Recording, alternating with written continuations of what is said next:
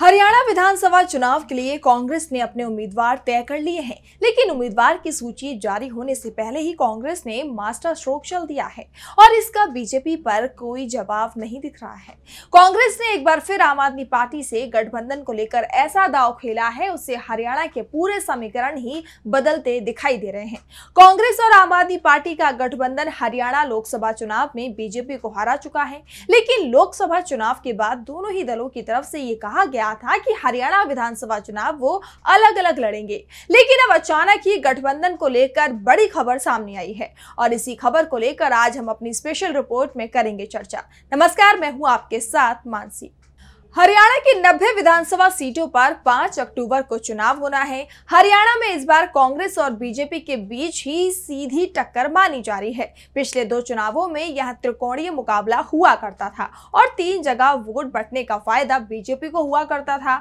2014 में उसे स्पष्ट बहुमत मिला तो 2019 में जब परिस्थितियां बीजेपी के खिलाफ लोगों में हल्की नजर आई थी और उस वक्त भी बीजेपी सरकार बनाने में वो कामयाब हो गई थी। इस बार भी बीजेपी को उम्मीद थी कि राज्य में त्रिकोणीय या फिर इससे ज्यादा दलों के बीच मुकाबला हो सकता है, जिसका फायदा बीजेपी को मिलेगा और फिर वो फिर से सरकार बनाने में कामयाब हो सकती है।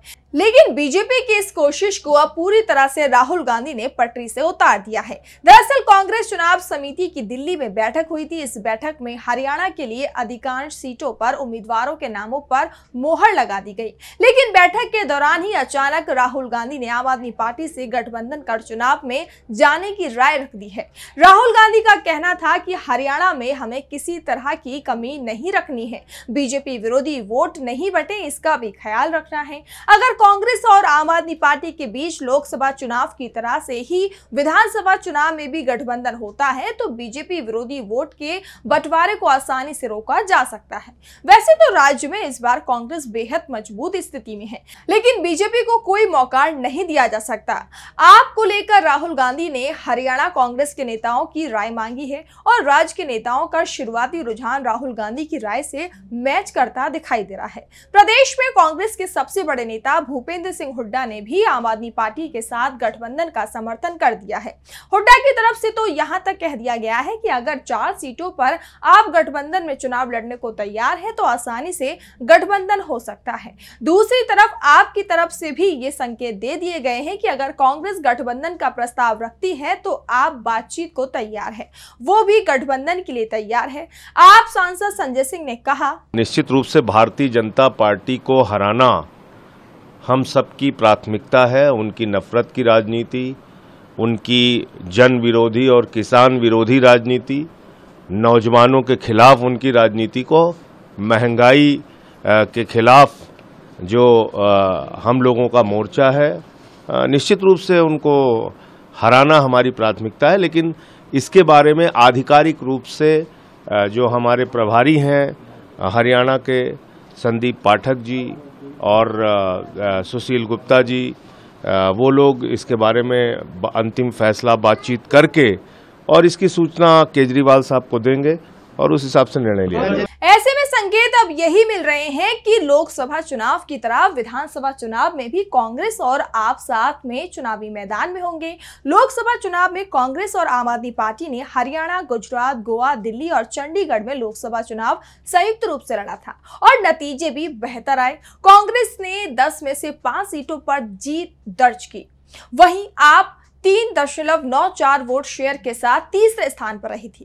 कांग्रेस और आप गठबंधन का वोट शेयर बीजेपी से ज्यादा था। ये गठबंधन हरियाणा की 90 विधानसभा सीटों में से 46 पर आगे था, जबकि बीजेपी 44 सीटों पर आगे थी। यानी बहुमत का आंकड़ा जो 45 का है वो इंडिया गठबंधन के साथ था। वहीं चर्चाओं के मुताबिक कांग्रेस हरियाणा की 90 में से 6 सीट का ऑफर आपके सामने रख सकती है और अगर दोनों ही दलों में सहमति बन जाती है तो लोकसभा चुनाव की तरह हरियाणा में भी बीजेपी को जीत हासिल करने में मुश्किलों का सामना करना पड़ेगा, क्योंकि लोकसभा चुनाव में गठबंधन करने से विपक्ष का वोट शेयर बढ़ा है जबकि बीजेपी का घटा है। लोकसभा चुनाव 2024 परिणाम: कांग्रेस 5, बीजेपी 5, कुल सीट 10। जबकि विधानसभा चुनाव 2019 का चुनाव परिणाम: कांग्रेस 31, बीजेपी 40, जेजेपी 10, अन्य 8, इनेलो 1। इन परिणामों के अनुसार 2014 के विधानसभा चुनाव को देखते हुए कांग्रेस ने 2019 में अपनी सीटों को दोगुना से अधिक कर लिया, यानी 2014 में 15 सीटों के मुकाबले 2019 में 31 सीटें। कांग्रेस को 28.8% वोट मिले, जो 2014 की तुलना में 7.1% अधिक है। बता दें कि हरियाणा विधानसभा चुनाव 2019 में लगभग आधे मौजूदा बीजेपी विधायक हार गए थे। ऐसे में अब कांग्रेस बीजेपी को इस बार भी मात देने के लिए लोकसभा चुनाव वाली रणनीति बना रही है। दरअसल राहुल गांधी का फोकस राज्य से अधिक राष्ट्रीय राजनीति पर है।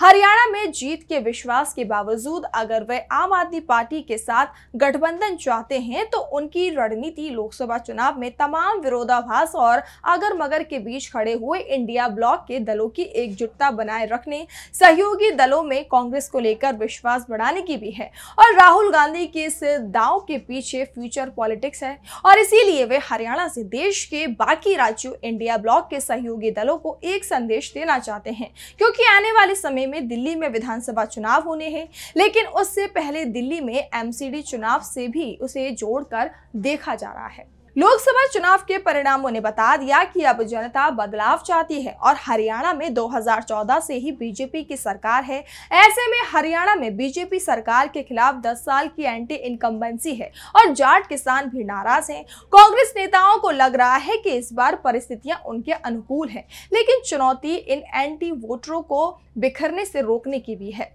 इंडिया नेशनल लोकदल और जननायक जनता पार्टी जैसे बड़े दल मैदान में हैं। जेजेपी दल तक बीजेपी के साथ गठबंधन में थी।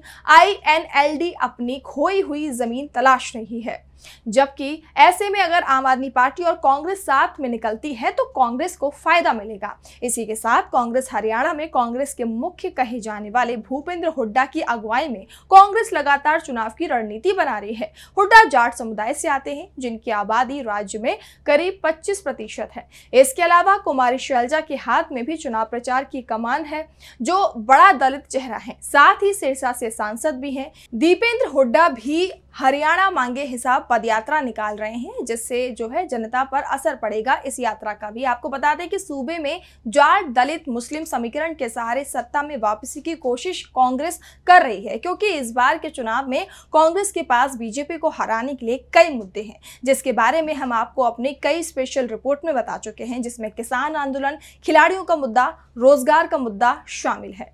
अब ये देखना दिलचस्प होगा कि कांग्रेस की इस रणनीति से बीजेपी को कितना नुकसान होगा, क्योंकि लोकसभा चुनाव में कांग्रेस ने केजरीवाल के जेल जाने के बाद कांग्रेस ने आपके लिए रैली की थी, चाहे वो इंडिया ब्लॉक की रैली हो। उस रैली में भी सुनीता केजरीवाल को आगे कर एकता दिखाई गई थी, जिसका फायदा लोकसभा चुनाव में कांग्रेस को हुआ, जबकि बीजेपी को इस बार बहुमत की सरकार बनाने पर मजबूर होना पड़ा।